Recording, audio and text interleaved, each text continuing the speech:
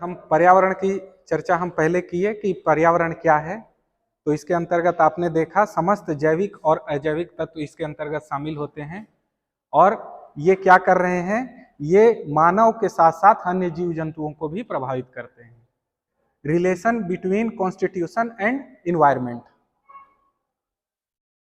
पर्यावरण और संविधान का क्या संबंध है, पर्यावरण और संविधान का क्या संबंध है। तो आप एक चीज समझ लीजिए कि जो मूल संविधान आपका बना था उसके अंतर्गत पर्यावरण की बात कहीं नहीं कही गई थी, क्योंकि जैसा कि मैंने शुरू में कहा पर्यावरण के अंतर्गत आपके क्या शामिल हो जाएंगे, समस्त जैविक और अजैविक तत्व,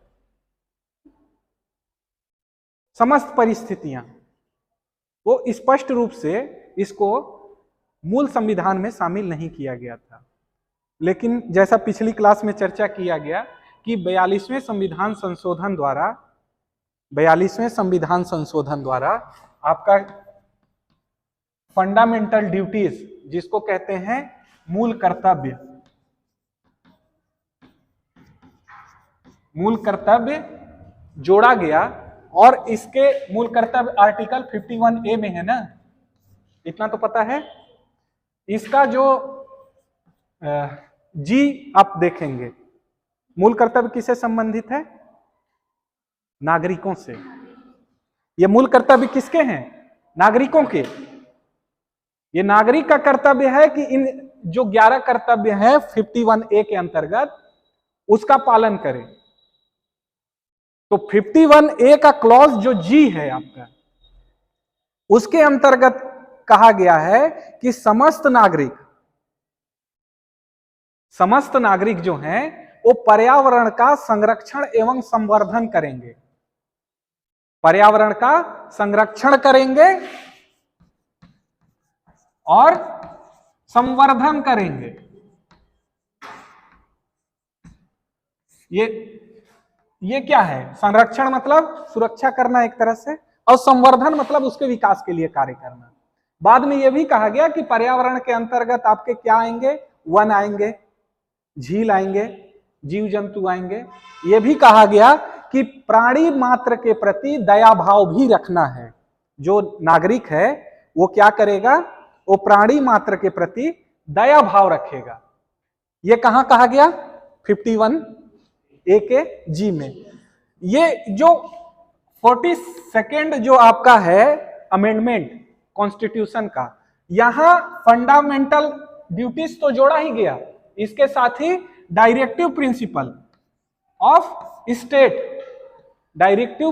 ऑफ स्टेट, राज्य के नीति निदेशक तत्व, अध्याय 4 है ना।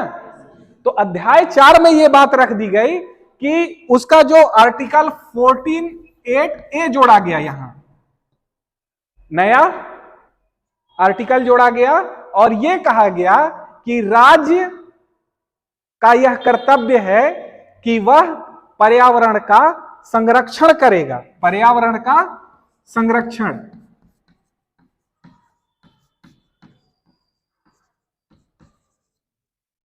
पर्यावरण का संरक्षण करेगा। किसकी ड्यूटी यहां बता दी गई, राज्य की। यहां किसकी ड्यूटी थी, नागरिकों की। ठीक है, राज्य के अंतर्गत कौन कौन शामिल है,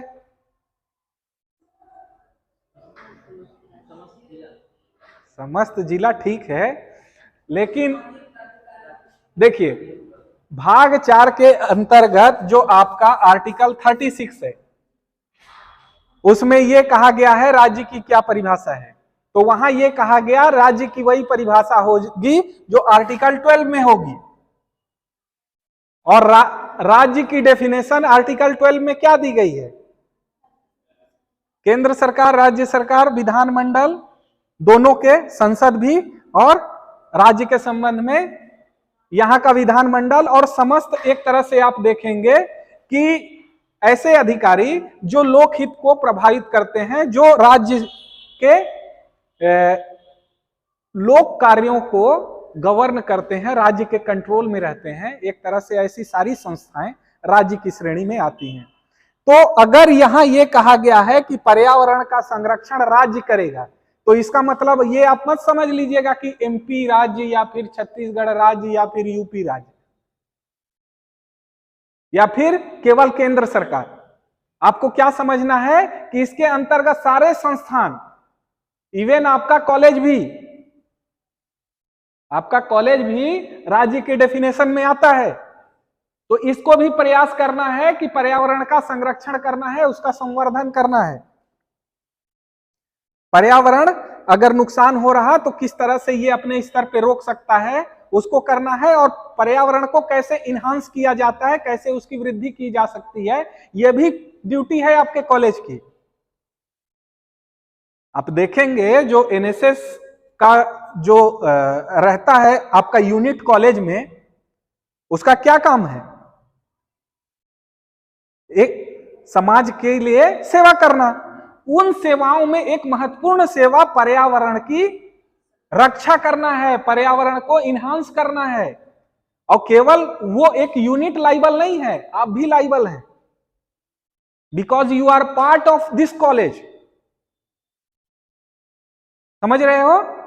तो अगर आप देखेंगे तो एक्सप्रेसली 2 जगह आर्टिकल में इसको शामिल किया गया है। एक directive principle of state and then fundamental duties. Fundamental duties में और डायरेक्टिव प्रिंसिपल ऑफ स्टेट में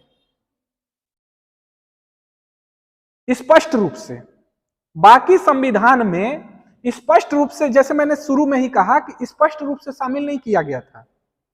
लेकिन ऐसा नहीं है कि पर्यावरण की सुरक्षा के लिए भारतीय संविधान में कोई प्रावधान ही नहीं था। आर्टिकल 21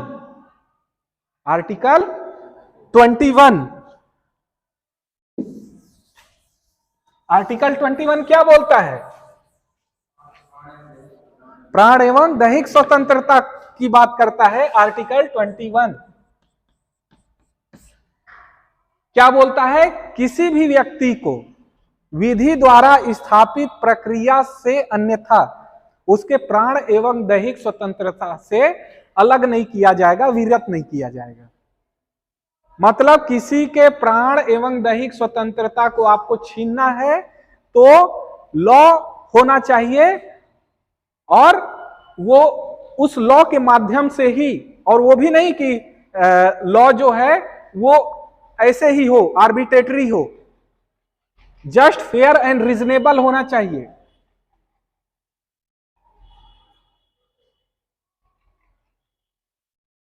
किस मामले में कहा गया था? मेनका गांधी वर्सेस भारत संघ, कि राज्य कोई भी विधि बनाएगा तो उसे जस्ट फेयर एंड रीजनेबल का बात कहा कि वो तार्किक होना चाहिए, रिजु होना चाहिए और न्यायपूर्ण होना चाहिए। ठीक है? तो इस तरह से बात कहा गया है आर्टिकल 21 में कि किसी भी व्यक्ति को उसके प्राण एवं दैहिक स्वतंत्रता से विधि द्वारा स्थापित प्रक्रिया के द्वारा ही विरत किया जाएगा, अन्यथा आप उसको उसके प्राण एवं दैहिक स्वतंत्रता से अलग नहीं कर सकते। प्राण एवं दैहिक स्वतंत्रता की बात तो कही गई, लेकिन प्राण एवं दैहिक स्वतंत्रता को परिभाषित कहीं नहीं किया गया। प्राण एवं दैहिक स्वतंत्रता को कॉन्स्टिट्यूशन में परिभाषित नहीं किया गया। तो प्राण एवं दैहिक स्वतंत्रता को इलोबरेट किया भारत के न्यायालयों ने। भारत के न्यायालयों ने, सामान्यतः सुप्रीम कोर्ट इसमें मेन बॉडी है, और कुछ मामलों में हाई कोर्ट के भी आपके जजमेंट बहुत अच्छे हैं पर्यावरण संरक्षण की दृष्टि से। ठीक है? पूरे अभी प्राण एवं दैहिक स्वतंत्रता की बात नहीं करेंगे, प्राण एवं दैहिक स्वतंत्रता की बात आप नहीं करेंगे। हम प्राण एवं दैहिक स्वतंत्रता की बात केवल पर्यावरण के संबंध में करेंगे। ठीक है? सुभाष वर्सेस बिहार राज्य, सुभाष वर्सेस बिहार राज्य। इस मामले में ये सुप्रीम कोर्ट ने ये कहा कि प्राण एवं दैहिक स्वतंत्रता के अंतर्गत स्वच्छ जल और स्वच्छ वायु शामिल है। स्वच्छ जल और स्वच्छ वायु का अधिकार शामिल है। अतः राज्य की यह ड्यूटी है कि यहां के नागरिकों को स्वच्छ जल और स्वच्छ वायु प्रदान किया जाए। इस मामले में यह कहा कि प्राण एवं दैहिक स्वतंत्रता के अंतर्गत स्वच्छ पर्यावरण का भी अधिकार है। ठीक है। एमसी मेहता वर्सेस भारत संघ, एमसी मेहता वर्सेस भारत संघ, यूनियन ऑफ इंडिया। इस मामले में भी कहा गया कि प्राण एवं दैहिक स्वतंत्रता के अंतर्गत स्वच्छ पर्यावरण भी शामिल है। एमसी मेहता के कई सारे केस हैं, इसके बारे में कल डिटेल में चर्चा करेंगे। कई केस हैं। शुरू में ही जब पर्यावरण की पहली क्लास थी तो मैंने आपको बताया था कि पर्यावरण को सुरक्षित करने की दृष्टि से अगर जुडिशियल अप्रोच देखा जाएगा तो उसमें अगर किसी दो व्यक्ति का नाम आएगा तो जज के रूप में पीएन भगवती का और एडवोकेट के रूप में आपका एमसी मेहता का, पर्यावरणविद के रूप में एमसी मेहता का। एमसी मेहता के कई केस हैं, उसके बारे में हम बाद में चर्चा करेंगे। लेकिन आप ये जान लीजिए इस मामले में भी कहा गया कि प्राण एवं दैहिक स्वतंत्रता के अंतर्गत आपका स्वच्छ पर्यावरण का भी अधिकार है। ठीक है। इसके बाद rural litigation and entitlement centre versus state of UP.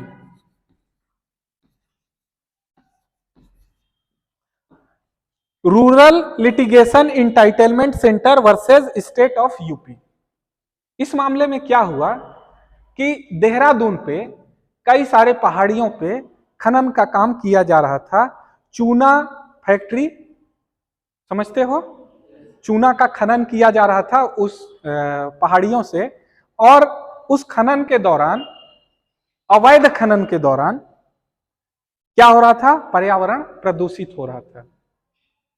इसलिए इस मामले में सुप्रीम कोर्ट ने यह कहा कि ये जो खनन है ये तत्काल रुकना चाहिए और इसको बंद किया गया।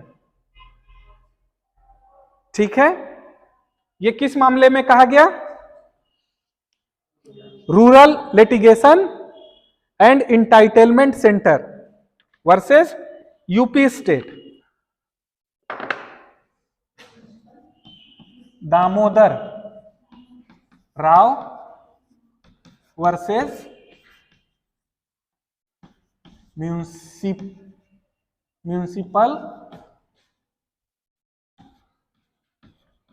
Corporation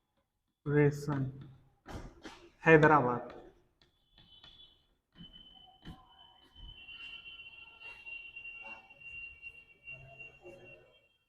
Damodar Rao versus municipal corporation Hyderabad. इस मामले में यह कहा गया कि जो पर्यावरण प्रदूषण है, पर्यावरण प्रदूषण जो है वो धीमा जहर या धीमा विष, जिसको आप कहते हैं slow poison, slow poison,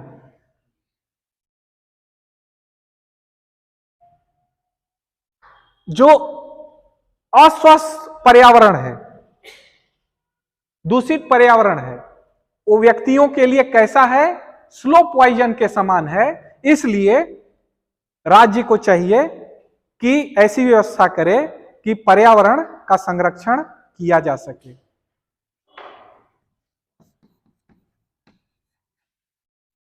Indian council for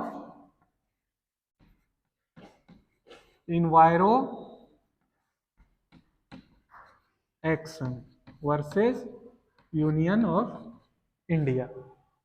इस मामले में यह कहा गया कि पर्यावरण सुरक्षा संपूर्ण विश्व के लिए चुनौती है। संपूर्ण विश्व के लिए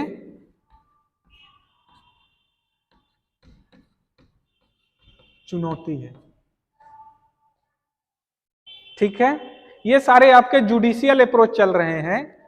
जैसा कि शुरू में ही कहा गया कि जो आपका पर्यावरण है उसके संबंध में संविधान में स्पष्ट प्रावधान नहीं किया गया है, लेकिन आर्टिकल 21 की व्याख्या सुप्रीम कोर्ट ने अलग अलग परिस्थितियों में अलग अलग तरीके से की है।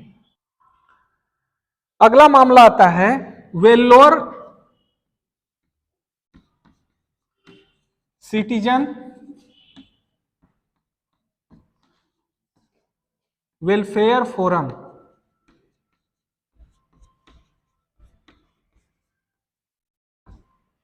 इसका मामला है Vellore citizen welfare forum versus union of India.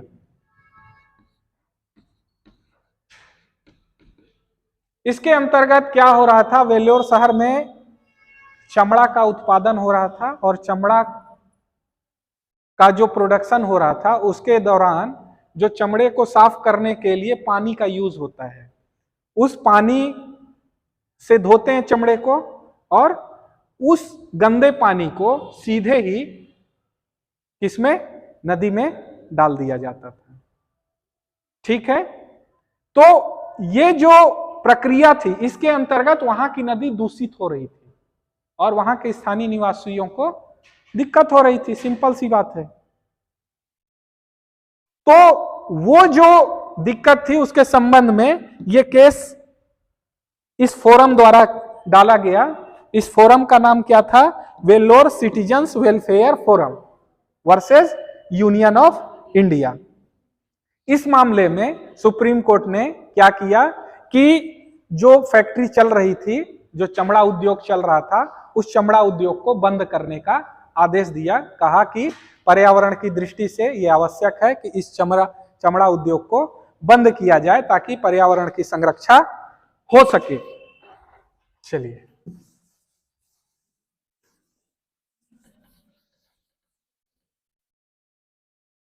इसके बाद जो आपका केस आता है, केस तो कई हैं लेकिन जो महत्वपूर्ण केस है वो कम से कम शामिल कर लिया जाए। उसमें सबसे महत्वपूर्ण जो वायु प्रदूषण के संबंध में है। कल चर्चा हो रही थी, कितने सिगरेट पीते हैं हम लोग? पूरे विश्व में 60 लाख।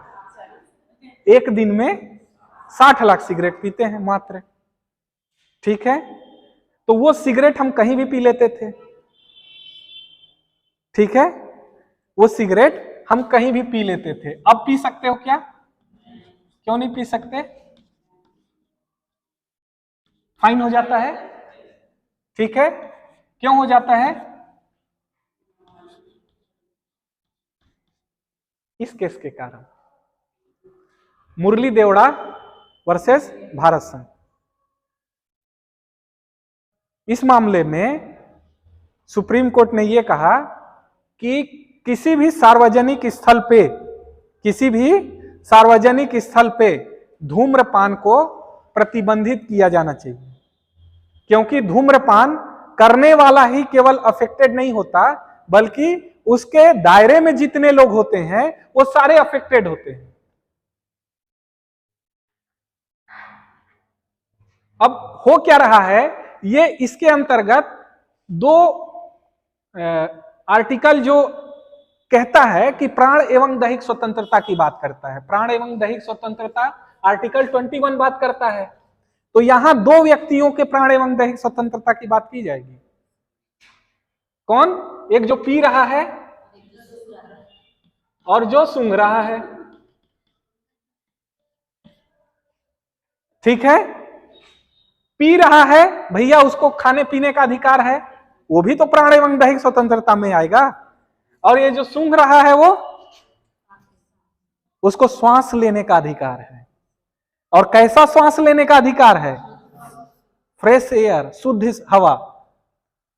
ठीक है, तो ये जो पी रहा है इसके तो आर्टिकल 21 सुरक्षित हो रहे हैं, लेकिन क्या ये जो सूंघ रहा है इसके आर्टिकल 21 का वायलेशन नहीं हो रहा है? हो रहा है। इसका क्या उपचार हो सकता था कि ये जो पी रहा है इसको बोल दिया जाए तुमको पीने पे प्रतिबंध नहीं है, तुम कहां पियो, घर में जाके पियो, किसी प्राइवेट स्थल पे पियो, ऐसे जगह मत पियो जो सार्वजनिक स्थल हो। अब यहां क्लास में तुम बैठे हो, निकाल के कोई पीने लगे,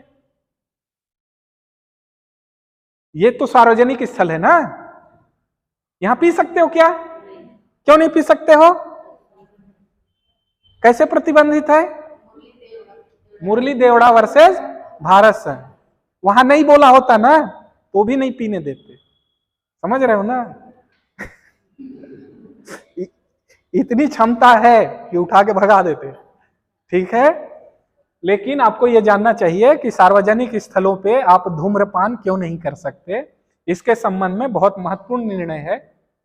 कई बार कंपटीशन एग्जाम में भी पूछा जाता है, ये केस बहुत ही महत्वपूर्ण है। अगर मुरली देवड़ा, अगर आप पर्यावरण के दृष्टि से आप देखेंगे तो बहुत महत्वपूर्ण केस है। सुभाष कुमार का केस बहुत महत्वपूर्ण है। ये आपका रूरल लिटिगेशन वाला केस बहुत महत्वपूर्ण है। और एमसी मेहता तो आप समझ ही लीजिए कि उसके बिना पर्यावरण की बात ही पूरी नहीं कर सकते आप। इसीलिए मैंने कहा कि एमसी मेहता के संबंध में किसी दूसरे क्लास में चर्चा करेंगे। एक केस नहीं है, 10 केस है।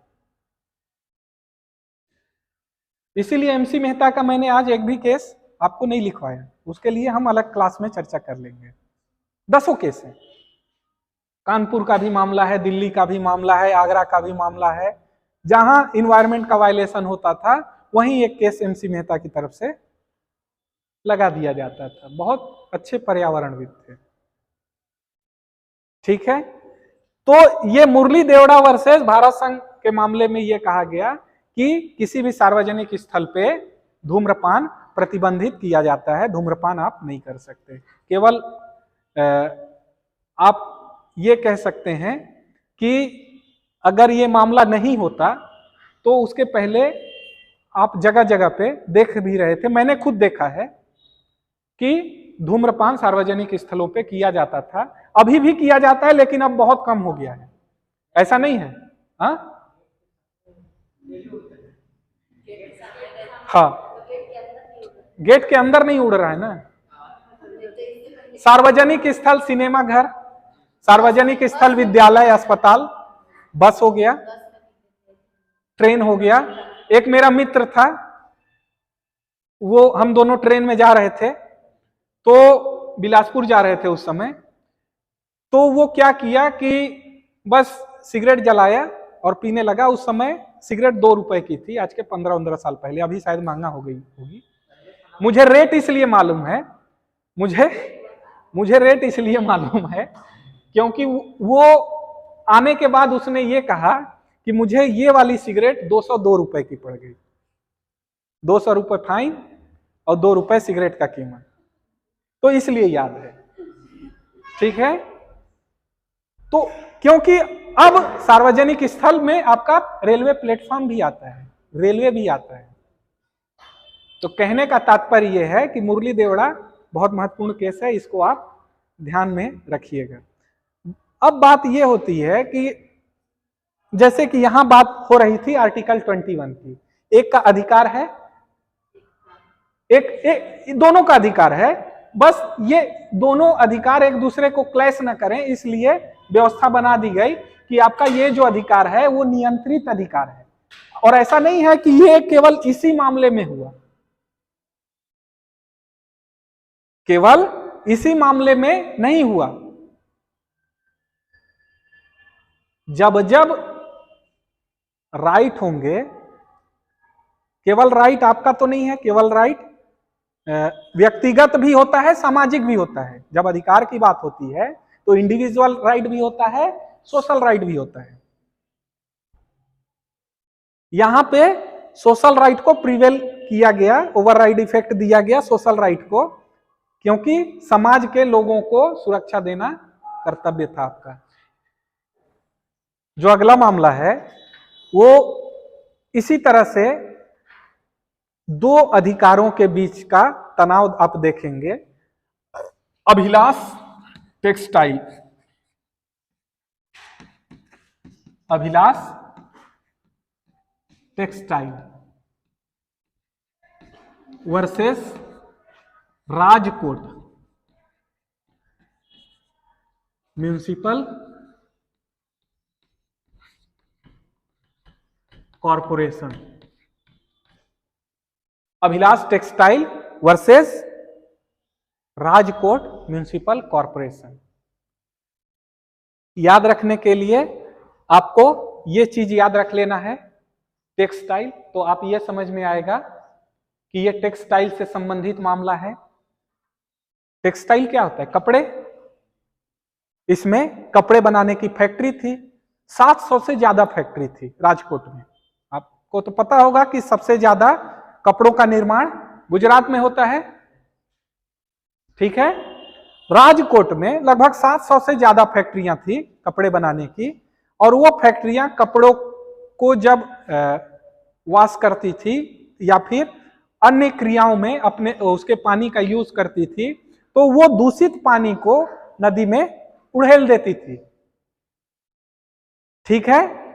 और नदी में उड़ेलने के कारण क्या होता था? नदी प्रदूषित हो जाएगी, होगी ना।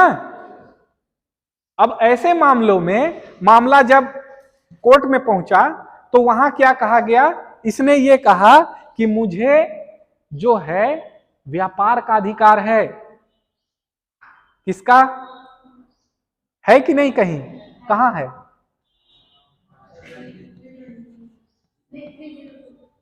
कहां? मूल अधिकार, आर्टिकल 91G, 19 का क्लॉज 1 का सब क्लॉज आपका जो है जी। कोई भी व्यक्ति किसी भी व्यापार को चुन सकता है, कोई भी पेशा को चुन सकता है। तो उसमें यह कहा गया उस मामले में कि कोर्ट ने क्या कहा कि आपका यह अधिकार है, लेकिन यह अधिकार पूर्ण नहीं है, एब्सोल्यूट नहीं है, आत्यांतिक नहीं है। इस पे रीजनेबल रिस्ट्रिक्शन है,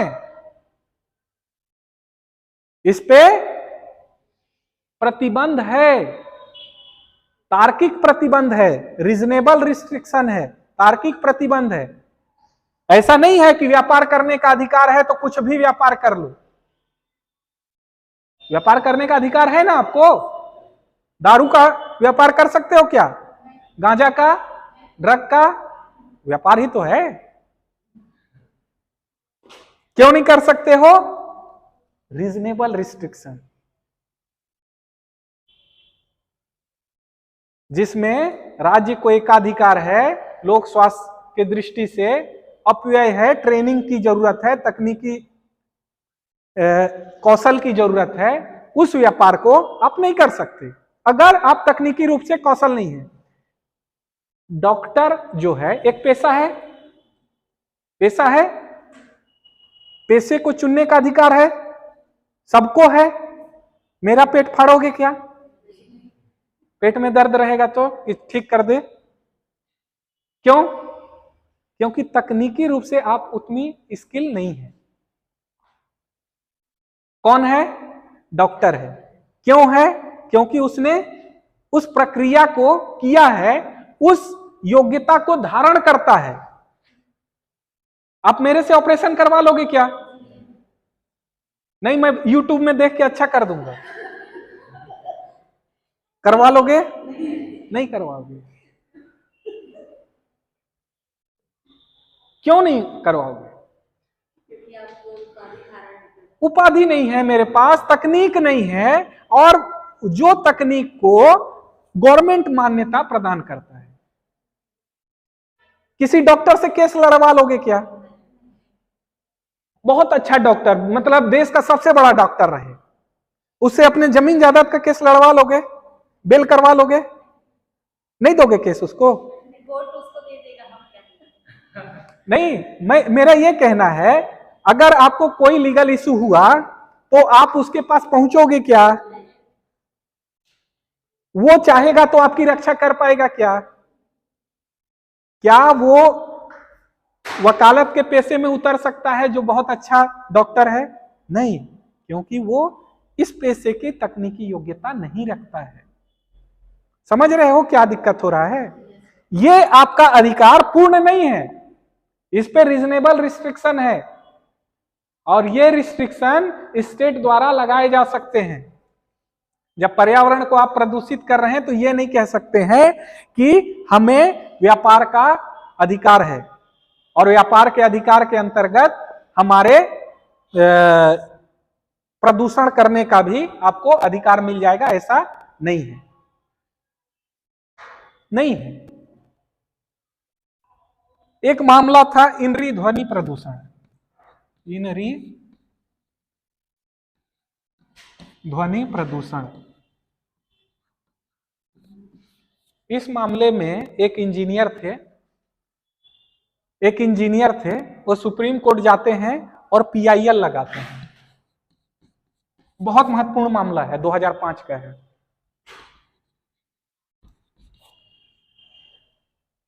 ये इंजीनियर जाते हैं और पीआईएल लगाते हैं सुप्रीम कोर्ट में। क्या कहते हैं कि ये जो तामझाम भोंपू वोपू जो चल रहा है इसको प्रतिबंधित किया जाना चाहिए। कारण क्या था? एक बच्ची के साथ रेप हुआ था, और एक बच्ची के साथ जिस बिल्डिंग में रेप हुआ था उसने बहुत चिल्लाया, लेकिन उस चिल्लाने की आवाज किसी को नहीं पता चली, क्योंकि बगल में एक धार्मिक कार्यक्रम चल रहा था। रात का समय था, बगल में धार्मिक कार्यक्रम चल रहा था, लाउड स्पीकर बज रहे थे, इसके कारण उस बच्ची की आवाज किसी ने नहीं सुनी। ठीक है, तो सुप्रीम कोर्ट ने निर्देश दिया कि रात के 10 बजे से लेके सुबह 6 बजे तक, ये टाइम याद रखिएगा, इस समय किसी भी प्रकार का ध्वनि प्रदूषण किया जाना प्रतिबंधित है। और जब तक गवर्नमेंट इसके संबंध में नियम नहीं बना देती, आपका ये निर्णय पूरे देश में लागू है। 10 से 6 बजे तक आप पटाखा नहीं फोड़ सकते, अकॉर्डिंग लॉ नहीं फोड़ सकते। अगर फोड़ रहे हैं तो गलत कर रहे हैं। 10 से 6 बजे तक डीजे नहीं बजा सकते।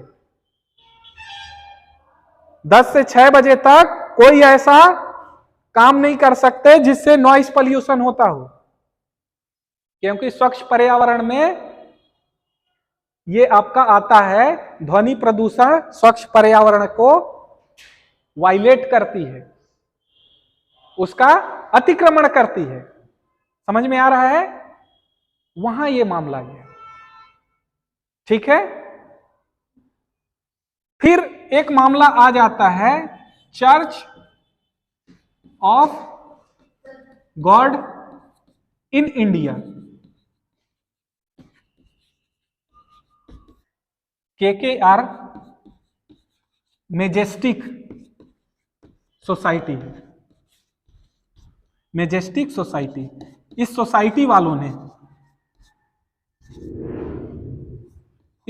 वालों ने केस लगाया था, KKR मेजेस्टिक सोसाइटी।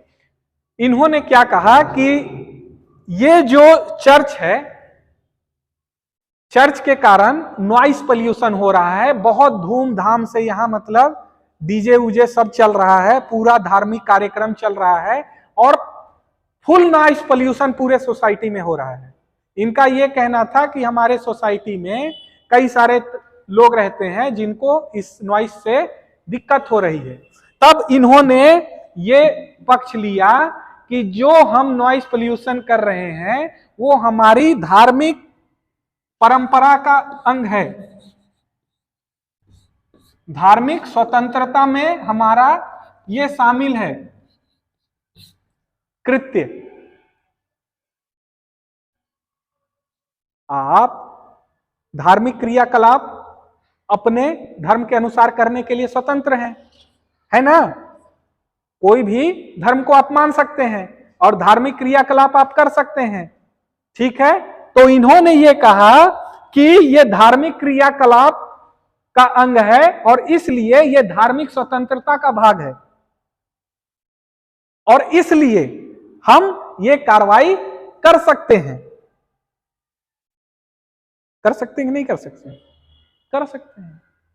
फिर इस मामले में सुप्रीम कोर्ट ने यह कहा कि ये एब्सोल्यूट नहीं है, पूर्ण नहीं है। ये अधिकार आपको आत्यांतिक अधिकार नहीं देते कि आप धार्मिक क्रियाकलाप का बहाना लेके आप कोई भी दंगा करो, कोई भी नॉइस करो, किसी भी तरह का पॉल्यूशन करो, ठीक है। वहां फिर इन्होंने कहा कि इस पे रीजनेबल रिस्ट्रिक्शन है। इसका मतलब सदाचार, पब्लिक ऑर्डर और स्वास्थ्य के आधार पर भी धार्मिक स्वतंत्रता को प्रतिबंधित किया जा सकता था। इसलिए उन्होंने ये कहा कि ये क्या कर रहा है, ये पब्लिक ऑर्डर को डिसऑर्डर कर रहा है, लोक व्यवस्था को बिगाड़ रहा है और क्या कर रहा है, लोक स्वास्थ्य को भी नुकसान कर रहा है। हो रहा है ना, होगा ना। तो यही वाला मामला था। थके तो नहीं हो? थके हो तो बता दो, क्लास खत्म करें। नहीं ना, 2-4 केस और लिखवा सकते हैं। क्लास आना और वीडियो देखना दोनों में जमीन आसमान का अंतर होता है, समझ रहे हो। वीडियो में आप मानसिक रूप से तो साथ रहते हो, शारीरिक रूप से साथ नहीं रहते। और कोई भी ज्ञान अगर आप लंबे समय तक तभी टिकता है जब आप शारीरिक और मानसिक दोनों रूप से अपीयर रहे, दोनों तरीके से आप उपस्थित रहे। इसीलिए मैं बोल रहा हूं कि अगर थक गए हो तो बता दो, मैं बंद करूं, नहीं तो 2-3 और केस है उसको मैं लिखवा लूं। हाँ, अगला मामला है free legal aid cell versus NCT Delhi. Free legal aid cell versus NCT Delhi, national capital territory Delhi. ठीक है, एनसीटी मतलब क्या, नेशनल कैपिटल टेरिटरी दिल्ली। ठीक है, फ्री लीगल एड सेल, इस मामले में भी पीआईएल ही लगा था और यह कहा गया इस मामले में सुप्रीम कोर्ट के द्वारा कि ध्वनि प्रदूषण, ये जो ध्वनि प्रदूषण है ये पर्यावरण प्रदूषण का भाग है और किसी भी गवर्नमेंट को इसके संरक्षण के लिए उपाय किए जाने चाहिए और पर्यावरण प्रदूषण को रोकने के लिए या ध्वनि प्रदूषण को रोकने के लिए उचित कदम उठाए जाने चाहिए। यह किस मामले में कहा गया, free legal aid cell versus NCT Delhi. ठीक है, 2 महत्वपूर्ण बातें कही गई। पहला कि ये जो ध्वनि प्रदूषण होता है ये क्या हो रहा है, आर्टिकल 21 का वायलेशन करता है, अतिक्रमण करता है। ठीक है, ये क्या कर रहा है, आर्टिकल 21 का वायलेशन कर रहा है। इसका मतलब ध्वनि प्रदूषण अगर बढ़ेगा तो आर्टिकल 21 का वायलेशन होगा। सीधा सा बात है कि आपको पर्यावरण अच्छा नहीं मिल रहा है। दूसरा, प्रदूषण नियंत्रण अधिनियम, ध्वनि प्रदूषण नियंत्रण अधिनियम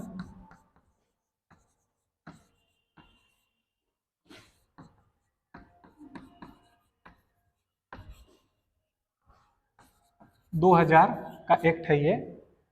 ये कहा गया कि इस अधिनियम में जितना बताया गया है उससे अधिक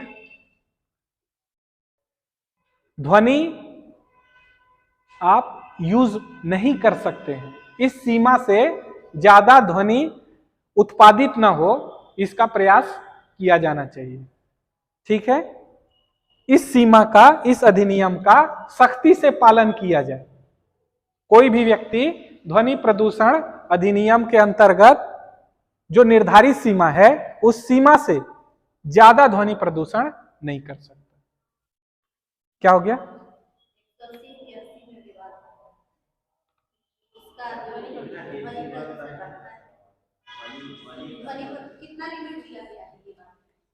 देखिए, ध्वनि प्रदूषण अधिनियम के अंतर्गत अगर आप लिमिट की बात करेंगे तो कल की क्लास में मैंने क्या कहा, अलग अलग कंडीशन में अलग अलग रेशियो होता है।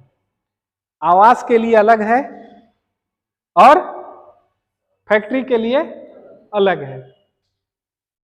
ठीक है, ह्यूमन एक्सेप्टेंस अलग है। मैंने ये कहा कि 1 से लेके या 0 से ऊपर जो भी डेसिबल है, उस मान से लेके 180 तक ह्यूमन बॉडी बर्दाश्त कर सकता है।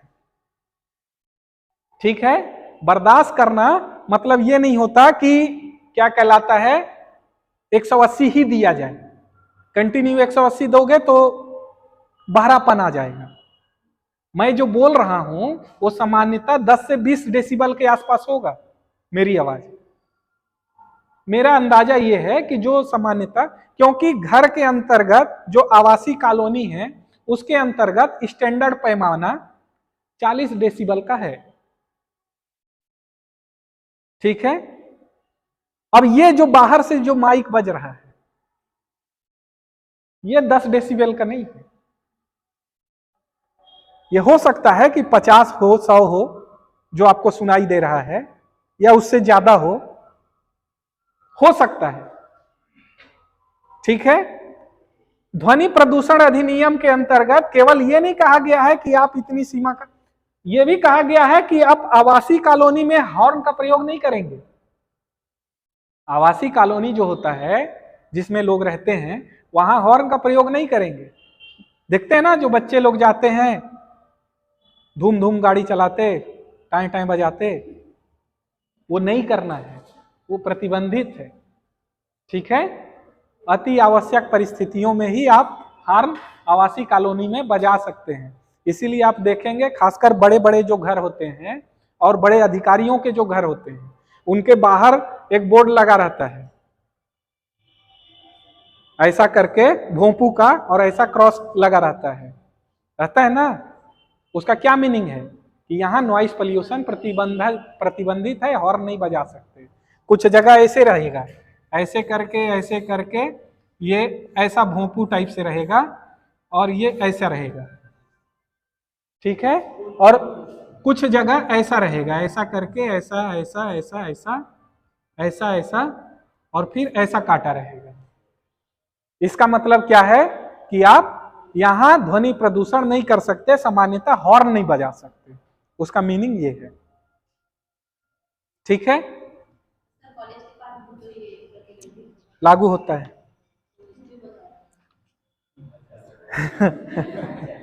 सबने लॉ नहीं पढ़ा है ना, और सबने लॉ पढ़ के उसका पालन करने की शपथ भी नहीं ली है। हाँ, अगर लॉ बना देने से समस्याएं खत्म हो जाती तो समाज पूरी तरह से संत हो जाता। हाँ, अगर लॉ बना देने से समस्याएं समाप्त हो जाती तो विधि बनाना ही मात्र एक साधन रह जाता है। विधि तो यह भी है कि शादी में दहेज नहीं लेना है। कौन नहीं लेता है?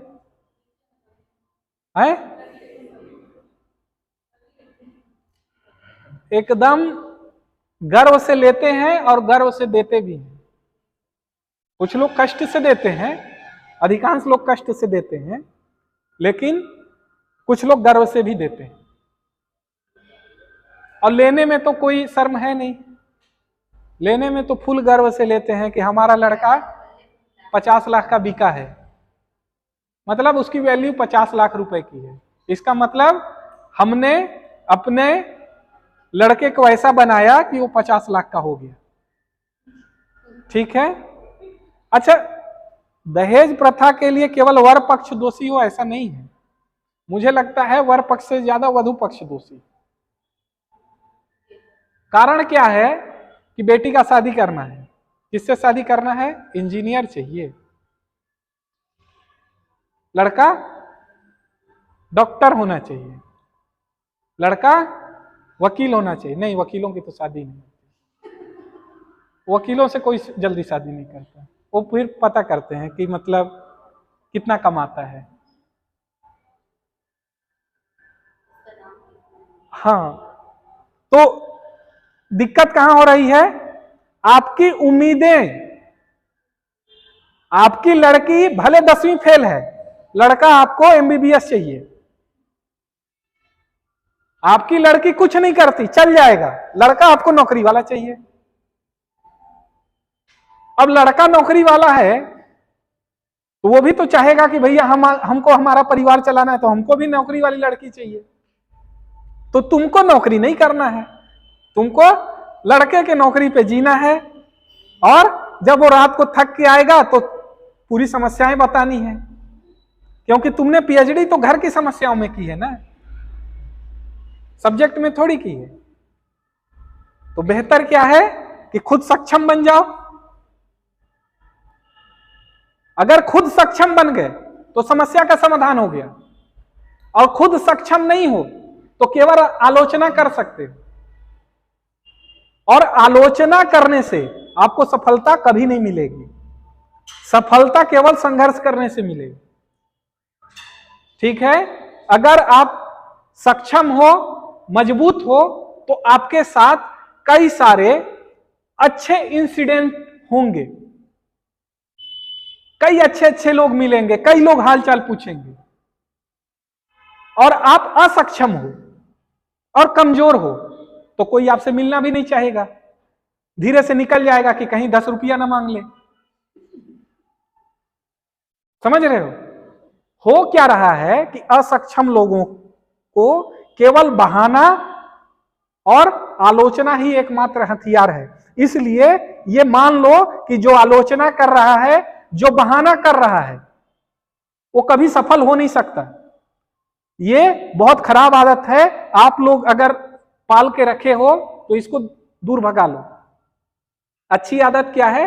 अपने आप में डेली इंप्रूवमेंट करना।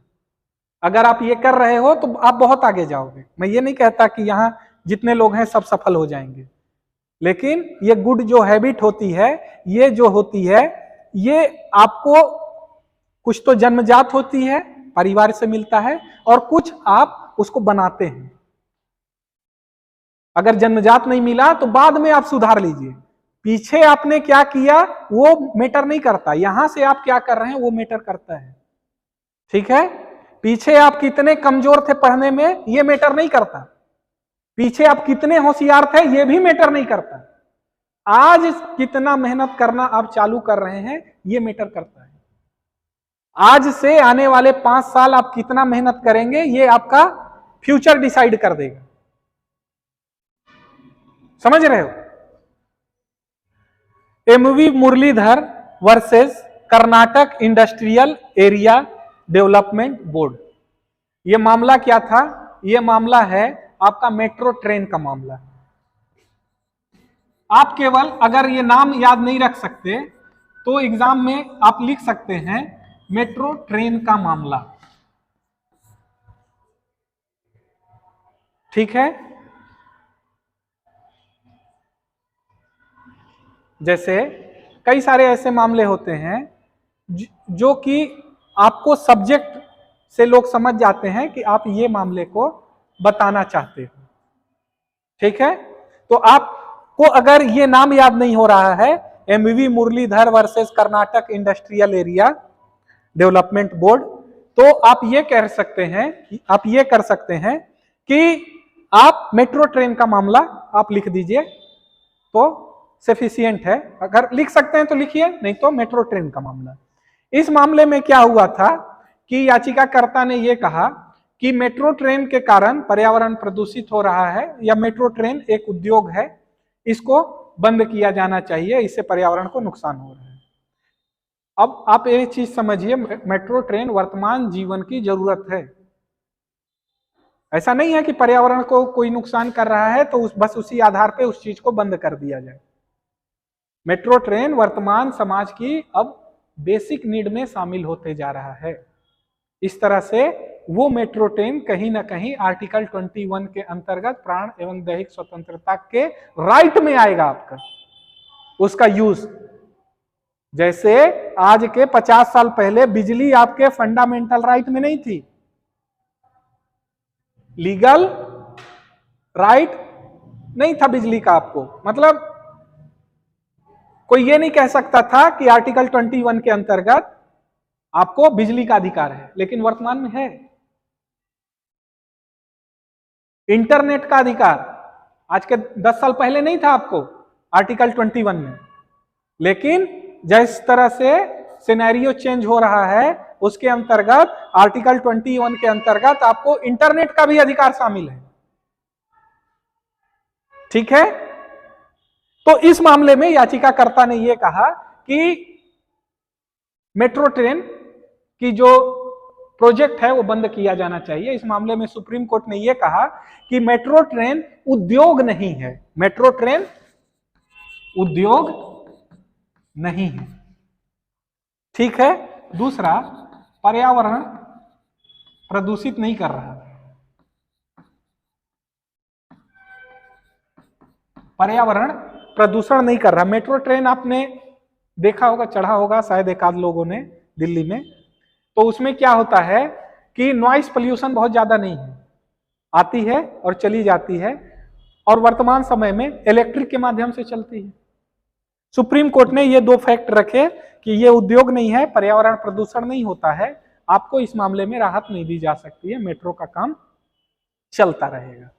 ठीक है, तो आज की क्लास में हमने लगभग सारे महत्वपूर्ण मामले को देख लिया, सिवाय एक व्यक्ति के मामले को, एमसी मेहता। एमसी मेहता का मामला हम लोग कल देखेंगे। ठीक है, उसमें डिटेल में चर्चा करेंगे। ठीक है, ठीक, बंद कर दो।